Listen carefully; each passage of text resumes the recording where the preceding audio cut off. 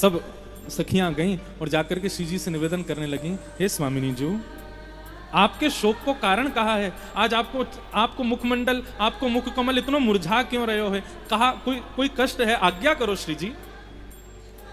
हमारी श्री जी को मुख भी यदि नेक भी कष्ट में आ जाए तो ललिता विशाखा 33 करोड़ देवतान की पूरी मीटिंग बैठा लें। कौन ने किया अपराध? हमारी श्री जी आज कष्ट में बैठी हैं। हे सूर्य, तेने कहीं ज्यादा तपन तो नहीं कर दियो? हे ब्यार, तेने कहीं आज ज्यादा ठंडी हवा तो नहीं बहा दी? हे जल, तू आज कहीं उष्ण तो नहीं है गयो? सबकी खैर नहीं महाराज, अगर श्री जी हमारी शोक में आ गई तो।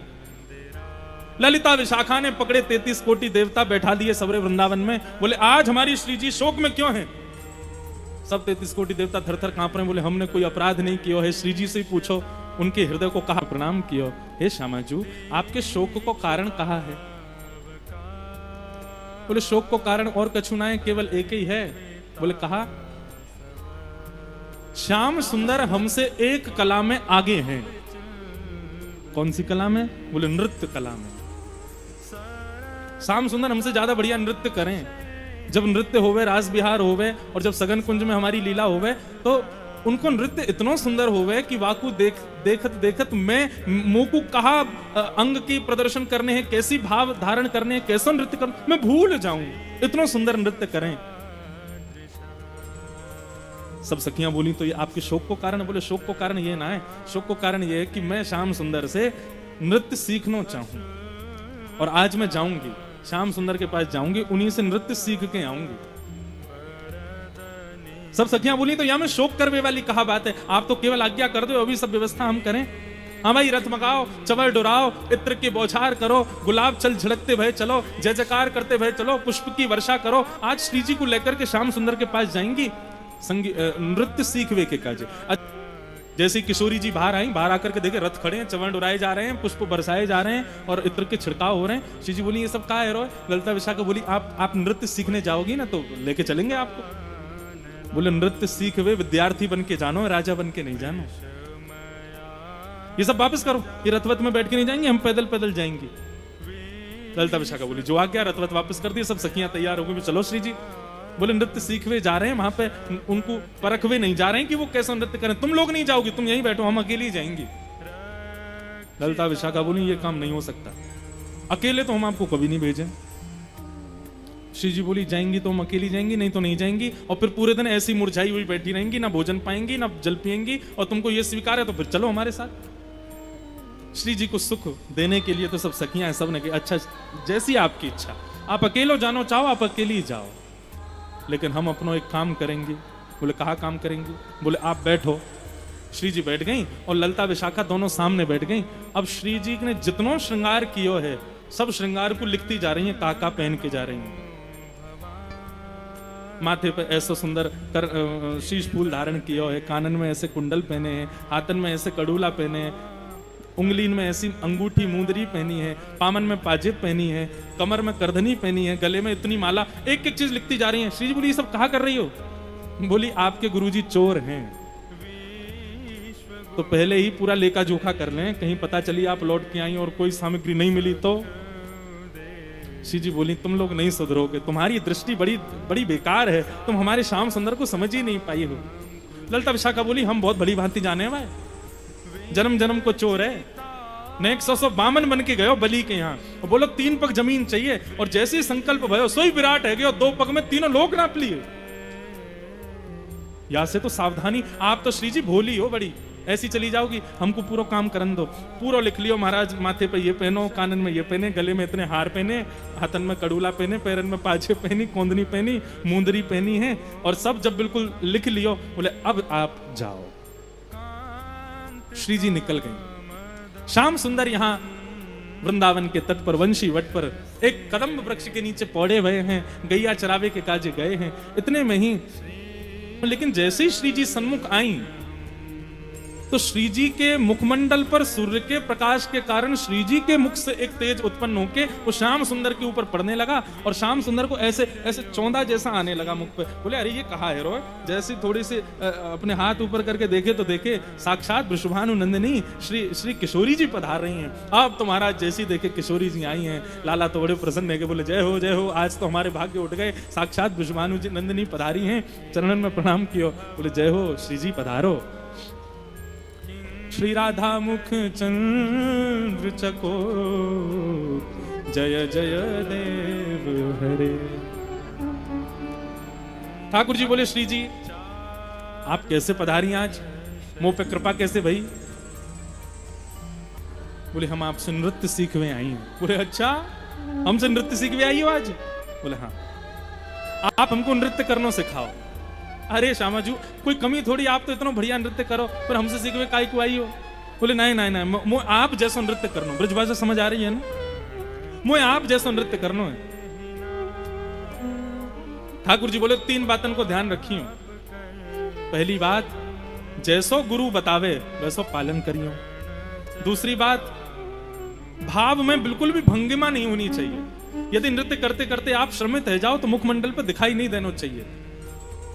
तीसरी बात, मैं जैसो जैसो कहूं यूं हाथ ऐसे हाथ, उनको विशेष ध्यान रखियो, ताल नहीं छूटनी चाहिए। श्री जी बोली जैसे बताओगे करेंगे, लेकिन आप हमको नृत्य सिखाओ। अब सामने ठाकुर जी खड़े हैं, वंशी आदि सब कदम के नीचे धर दई, और उनके सामने श्री जी खड़ी हैं। अब ठाकुर जी उनको नृत्य करना सिखा रहे हैं। ओ बन नाचे नटनी को आली नंद को किशोर, बन नाचे नटनी को आली नंद को किशोर, बन नाचे नटनी को आली नंद को किशोर, बन नाचे नटनी को आली नंद को किशोर। ओ राधे जगत नचायो तेरी बोह की मरोड़, राधे जगत नचायो तेरी बोह की मरोड़। ओ राधे जगत नचायो तेरी बोह की मरोड़, राधे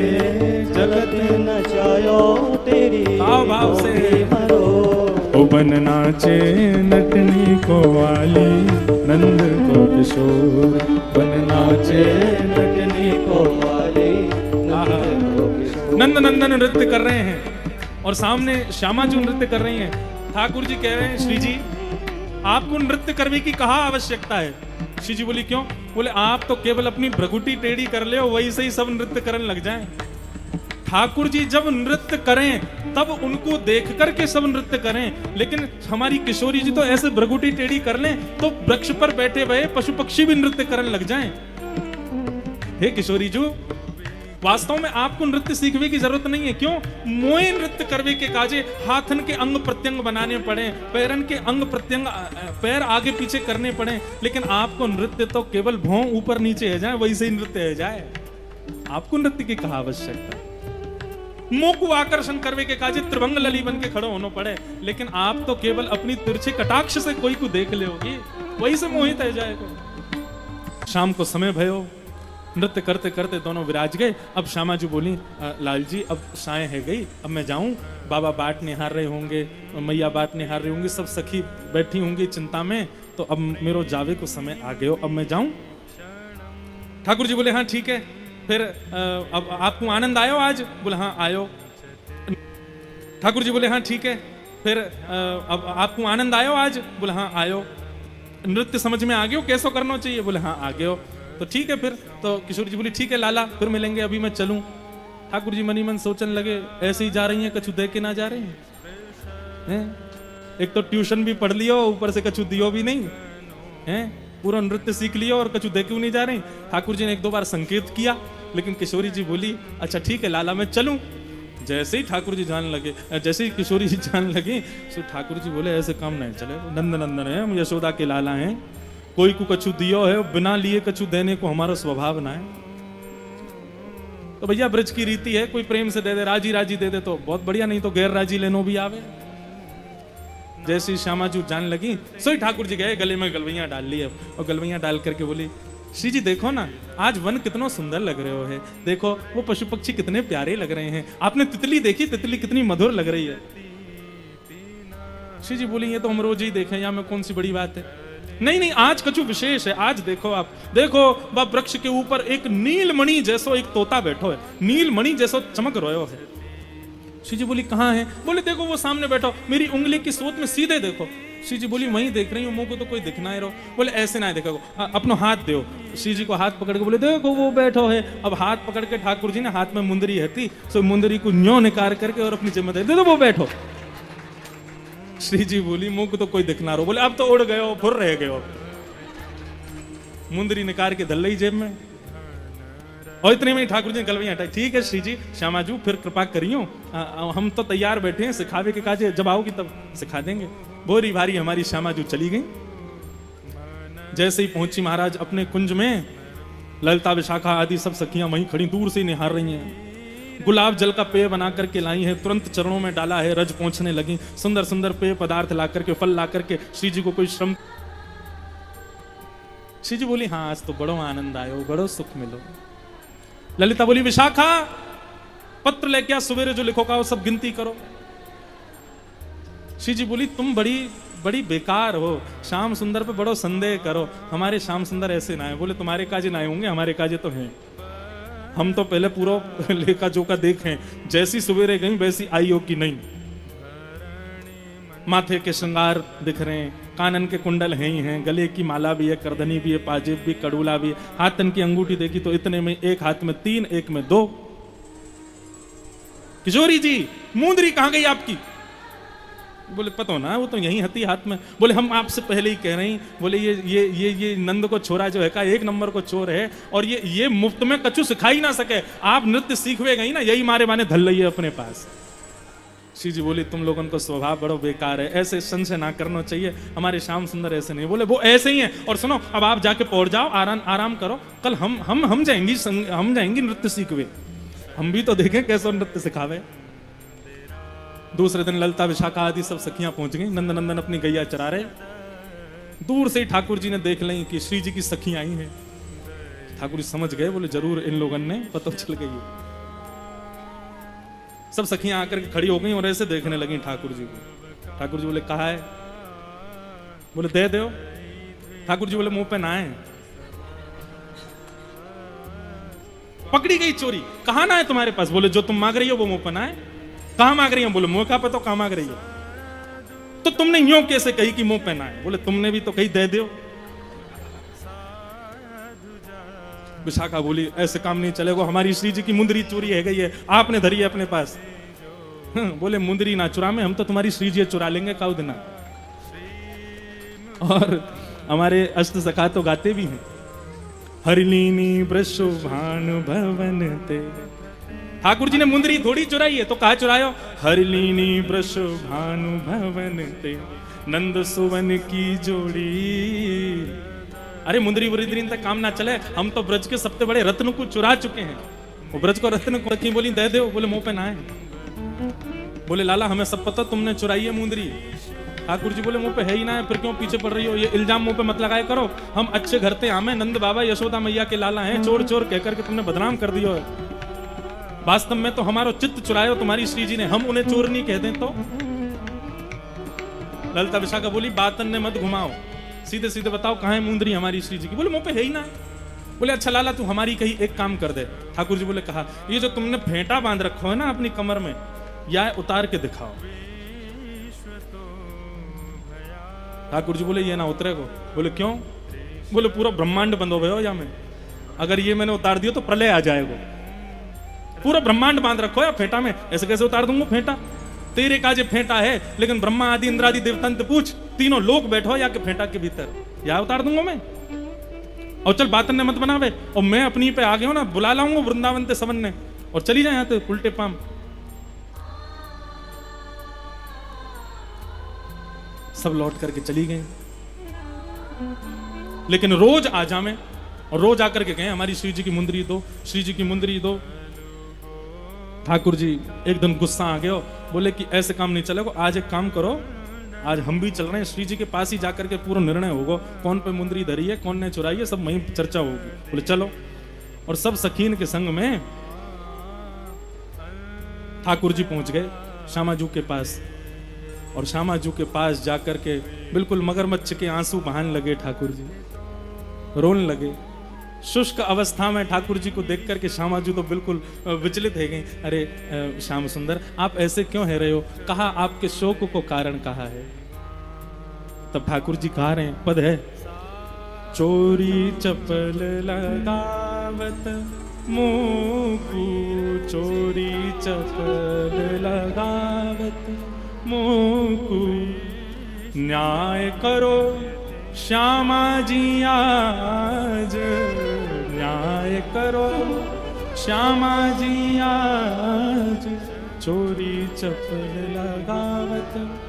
और मैं नहीं चोर, चोर को साथी, मैं नहीं चोर, चोर को नटखट सखी तुम्हारी श्यामाजू। हे श्यामाजू, मैं आपको कहीं से चोर दिखाई दूं? मैया रोज मेरे माथे पे देख काजर को ढोंटा लगावे, डिटोना लगावे, इतना प्यारो समय आपको चोर दिखाई दे रहा हूं? नहीं नहीं श्याम सुंदर आप। और देखो या विशाखा है, देखो शकलती चोटी लगे, देखो या को मुंह देख ले। श्री जी आपके पास में इतने अमूल्य रत्न हैं, कहा पता इन सखियन ने चुरा लिया हो और मुंह पे इल्जाम लगा रही हैं। सब सखी बोली ठीक है हम चोर नहीं है, हम स्वीकार कर लेंगे श्यामाजू, लेकिन हमारा कहो आज एक काम करवाए लो। बोले कहा? बोले या लाला को फेंटा खुलवा, यानी जो कमर में बांध रखो का है या खुलवाए तो बस, अगर वहां में कुछ नहीं निकला तो हम स्वीकार कर लेंगे कि हम जन्म जन्म की चोर हैं। और हम आपको वचन दे रही हैं, इतना ही नहीं कि हम जन्म जन्म की चोर हैं, जब तक जीवित रहेंगी, जब जब लाला हमारे आएगो दंडवत प्रणाम करेंगी आपको, हम वचन दे रही हैं या कि एक बार या फेंटा खुलवाए लो। श्री जी बोली श्याम सुंदर खोल दो, अब आज न्याय है ही जाए तो एक बार खोल दो। ठाकुर जी बोले अच्छा आपको संशय है रो मुंह पे, मेरो ऐसा भोलो भारो सब मुख आपको दया नहीं आ रही है? श्री जी बोली नहीं मुझको तो बहुत दया है, लेकिन इन सबको कैसे शांत करूं? आप और मैं तो दो ही हैं, ये तो असंख्य हैं, इन तो कैसे जीतेंगे हम? आज एक काम करो, हम दोनों की जीत होगी, मैं तो आपके पक्ष में ही हूं, खोल दो यार। ठाकुर जी भी हमारे बड़े चतुर, ऐसे हाथ घुमाए, जहां पे वो मुंदरी रखी थी वहीं से फेंटा पकड़ो और दूसरी तरफ से खोल के और यूं देखो कहां है, हमें कचू नहीं है। देखो श्री जी आज से देखो ये चोटी है आपकी सखी। विशाखा बोली जहां से पकड़ो वहां से छोड़ो। ठाकुर जी बोले या ना छोड़ सकूं मैं? क्यों? बोले तो बताई नहीं, ब्रह्मांड बैठो सब रो, प्रलय आ जाएगा। विशाखा समीप गई, जाकर के हाथ से जैसे ही छीनो महाराज, हाथ से छूट गए, इतने में मुंदरी गिर गई आगे। अब तो महाराज सब सखियन ने घेर लिए, चोर चोर चोर चोर चोर चोर चोर कह करके ठाकुर जी घेर लिए। मुखमंडल बिल्कुल शुष्क है गयो श्याम सुंदर को। अब बंधु यहाँ पे एक ऐसा भाव बताया जाए कि ठाकुर जी की चोरी पकड़ी गई, इस बात से श्री जी उदास नहीं हुई, लेकिन श्याम सुंदर चोर चोर चोर शब्द सुनकर के उदास हो गए, इससे श्री जी को शोक हो गया। श्री जी तो चाह रहे कि मुंदरी मिले ही नहीं, लेकिन मुंदरी मिल गई, सबन के आगे प्रकट है गई, श्याम सुंदर को शोक है गया और श्री जी हमारी बड़ी दुखी है गई। अब तो इतने में ही महाराज ललता विशाखा लगी सुनाने, और ये चोर या के पिताजी चोर, या के दादा चोर, या को कुनवा चोर, सबरे चोर, और ये तो ऐसो ये तो वैसो। ठाकुर जी चुपचाप खड़े हैं, श्री जी इशारों कर रही हैं इतना मत बोलो, ठीक है कोई बात ना, मिल गई। मुझको तो यह बात को सुख है कि मेरी कोई वस्तु श्याम सुंदर ने अपने पास रखी, वापस कर दो इन्हीं को, ये इन्हीं की है। और श्री जी तो यहां तक कहने लगी अब तो कि मैंने ही दई, इनने नहीं चुराई। विशाखा बोली मैं सब जान रही हूं, आप ये सब बचावे के काजे कर रही हो, लेकिन आज तो ये सिद्ध है गयो। और अब यही नहीं, हम तो बरसाने में जाके, नंदगांव में जाके, गोकुल में जाके, पूरे ब्रजमंडल में ढोल नगाड़े पिटवा करके बताएंगे कि लाला ने हमारे किशोरी जी के मुंदरी चुराई।